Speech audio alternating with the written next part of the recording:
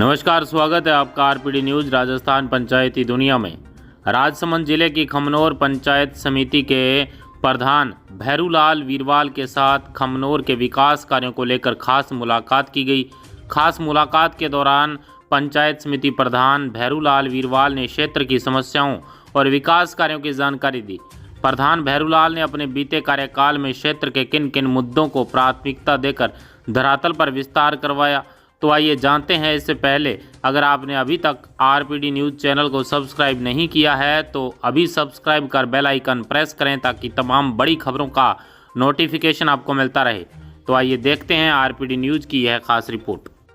RPD news से मैं बिरबल कड़वा और आज हम पहुंचे हैं राजसमंद जिले की खमनौर पंचायत समिति के प्रधान भैरूलाल जी से मुलाकात करने जा रहे हैं। अब इनसे वार्तालाप करते हैं कि खमनौर में इनके कार्यकाल में क्या विशेष उपलब्धियां रही और खमनौर की जनता इन्हें बार बार क्यों पसंद करती है। सरपंच से लेकर प्रधान तक का सफर इनका कैसा रहा। खमनौर पंचायत समिति में ऐसे कौन से मुद्दे हैं जिनका समाधान अभी बाकी है। तो करते हैं बातचीत। प्रधान जी नमस्कार। आज न्यूज को नमस्कार जी जी धन्यवाद आपको। जी जी प्रधान जी, सबसे पहले तो इस क्षेत्र की जनता ने, खमनौर की जनता ने आपको मान सम्मान दिया।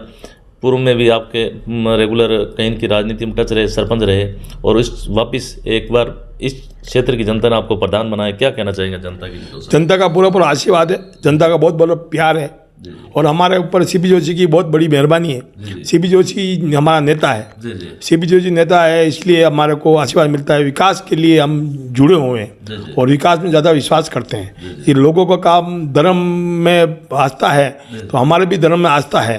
तो मतलब लोगों को प्रेम के जीतना, लोगों का मन का दुख मेरे को समझ में आता है कि भाई ये इसका आदमी पीड़ा लेके आया है, इसकी समस्या का समाधान मुझे करना है तो मैं समाधान जितना हो सकता है मैं करता हूँ। इसलिए लोगों का बहुत बहुत प्यार है।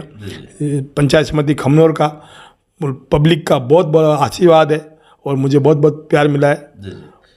क्या कहना चाहेंगे अपने, थोड़ा सा अपने राजनीतिक कैरियर के बारे में बताइए हमें।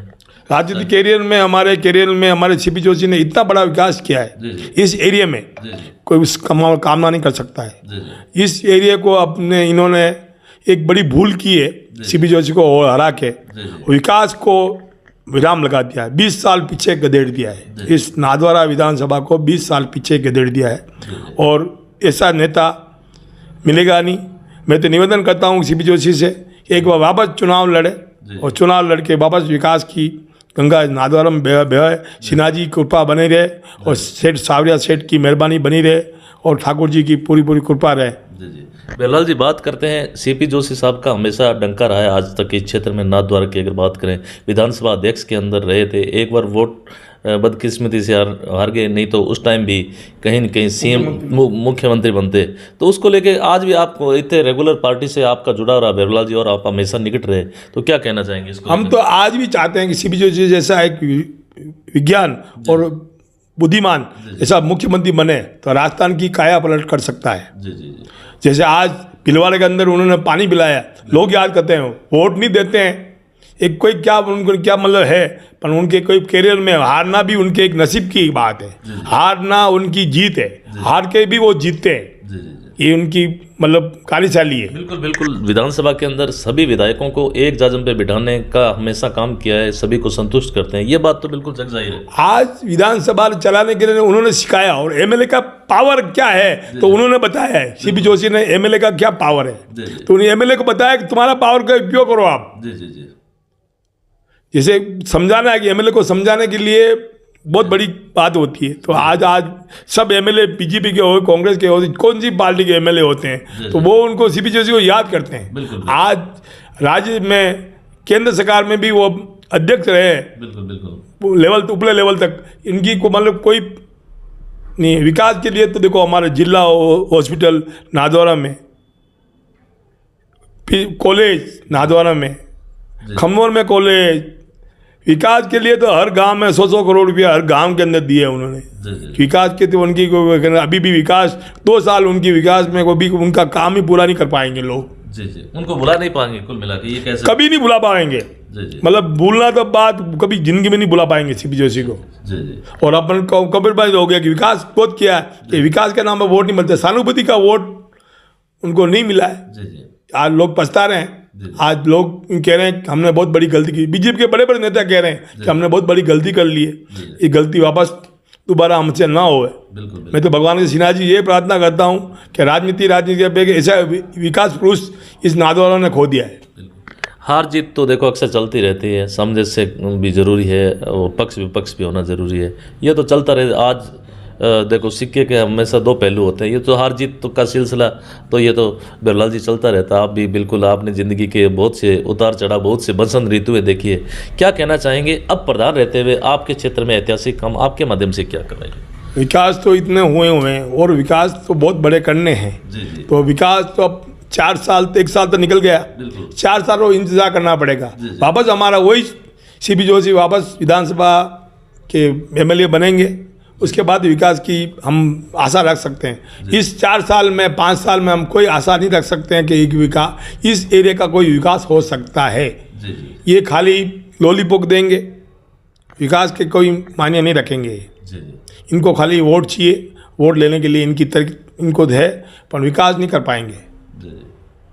अब की बार जिस प्रकार से अभी जो विधानसभा चुनाव है, हरियाणा में जो चुनाव है, उसके अंदर भी कहीं न कहीं कांग्रेस पार्टी को शिकस्त देखनी पड़ी। क्या कहना चाहेंगे इसको लेकर? क्या हरियाणा में हारने का कोई चांस नहीं था।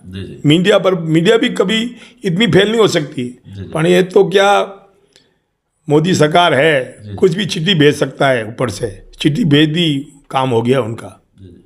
मेरे को तो आपको लगता है डाउटफुल लग रहा है, बिल्कुल डाउटफुल। अभी आपको लगता नहीं कि अभी भी मोदी का जो जादू बरकरार है? जादू बरकरार नहीं है। मोदी का शक्ल देख लो आप, एकदम काला पड़ गया है। अब उसकी शक्ल नहीं चलेगी, चल रही तो चल गई। ये तो कहा चोरी करके कोई भी आदमी खुद 2 दिन खुश हो सकता है, 5 दिन खुश हो सकता है। चोरी करने से किसी का देश का भला नहीं होगा। ये लोकतंत्र को खतरा है, लोकतंत्र खतरे में पड़ा हुआ है।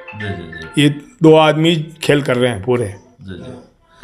अपनी सरकार आए लगभग 10-11 महीने हो चुके हैं। क्या कहना चाहेंगे आप? कहीं न कहीं विपक्ष की भूमिका अदा कर रहे हैं। क्या कहना चाहेंगे? वो नए जो सीएम है उसको लेकर क्या कहना चाहेंगे? आप तो उनको पूछो, उनको खुद को पूछो कि मैं सीएम हूँ कि नहीं हूँ। मतलब सीएम को नहीं मालूम है कि मैं सीएम हूँ, मंत्री को नहीं मालूम है मंत्री कौन सा विभाग मेरा मंत्री दे रखा है, मैं कैसे विकास करूँ, कैसे काम करूँ, कोई इनको मालूम नहीं पड़ता है। ऊपर से चिट्ठी आएगी, काम करेंगे। अभी दिन का दुकानदारी चल रही है, इसको ट्रांसफर करो, इसको ट्रांसफर करो। हमारे 3 कलेक्टर चेंज कर दिए 11 महीने में, पर ये क्या विकास कर पाएंगे? कलेक्टर तो कलेक्टर होता है, विकास कलेक्टर के हाथ में है। विकास कलेक्टर करेगा, उसको चेंज करने में क्या हो गया? चेंज करने में विकास तो सही होगा। हमारे तो 2 कलेक्टर चेंज हुए 5 साल में, 3 साल का कार्यकाल पूरा किया, 2 साल पूरे रहे। उसके बाद भी अभी इसमें 11 महीने में 3 कलेक्टर चेंज कर दिए। अब 5 साल में कितने चेंज करेंगे? तो विकास कैसे होगा? डीएमटी फंड की मीटिंग 11 महीने में एक बार मीटिंग नहीं हुई। डीएमटी फंड का पैसा लोग इंतजार कर रहे हैं कब डीएमटी फंड का फंड आएगा, विकास करेंगे। क्या विकास करेंगे? 11 महीना हो गया, मांडा मंगरा का कोई लिस्ट नहीं आया, 1 साल चला गया, अब क्या करेंगे? इनका बजट का भी घोषणा पत्र है, उनका बजट भी 1 साल पूरा होना है, वापस बजट आने को तैयारी है। फरवरी में वापस बजट आएगा, 2 महीने 3 महीना बाकी बजट का, और 3 महीने में क्या काम कर लेंगे? पहले वाला बजट भी पूरा नहीं कर पाएंगे तो दूसरा बजट क्या करेंगे? इसलिए मैं निवेदन करता हूं कि इनको सद्बुद्धि दे भगवान, कि पहले जो वाला बजट किया वो बजट भी पूरा करे, लोगों को राहत देवे। आज एक रोड का खड्डा नहीं भर पा रहे हैं, मुख्यमंत्री कर रहे हैं कि खड्डा का ऑर्डर दे दिया, ऑर्डर कहाँ दे दिया? खड्डा नहीं भर पा रहे हैं रोड का। आप रोड देखो, हालतें देखो रोड की। वो तो कहते हैं हमारे जीते भी नेशनल हाईवे हमारे टाइम में हुआ है। क्या डेवलपमेंट किया? आप जा खड्डे देखो, वहाँ जाके आप खड्डे नहीं भर पाओगे। खड्डा भर के रेडी कर दो तो भी आप इतना टोल वसूल कर रहे हो, लाखों रुपए टोल वसूल कर रहे हो, डबल वसूल हो गया, 4 गुना वसूल हो गया, 100 गुना वसूल हो गया, तो भी लोग परेशान है। फिर पैसा क्यों वसूल करते हो? बंद कर दो टोल नाका। रोड नहीं बना पाते हो, बंद करो टोल नाका।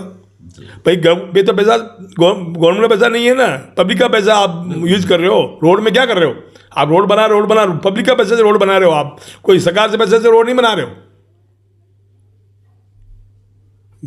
तो रोड का तो बिल्कुल जो पैसा आता है उनका आधा पैसा तो रोड में खर्च होना चाहिए। बिल्कुल। बेरोलाल जी, अब अंतिम क्वेश्चन है, आगे की राजनीति में क्या विचार है? जस्ट हो सकता है पंचायती राज के चुनाव कभी भी हो सकते हैं, क्या उम्मीद लगे आम जो जनता है? क्या बेरोलाल जी से क्या आशा लगाए एक बार पुनः? मैं पब्लिक की भावना को देख के मैं चुनाव लड़ता हूँ। मैं खुद चुनाव नहीं लड़ पाता हूँ, मुझे पब्लिक चुनाव लड़ाती है तो चुनाव लड़ता हूँ, बाकी चुनाव नहीं लड़ता हूँ। पब्लिक कहेगी कि आप चुनाव लड़ो तो चुनाव लड़ता हूँ, और मेरा गुरु सीपी जोशी कहेंगे चुनाव लड़ना है तो ही चुनाव लड़ेंगे, बाकी चुनाव नहीं लड़ेंगे।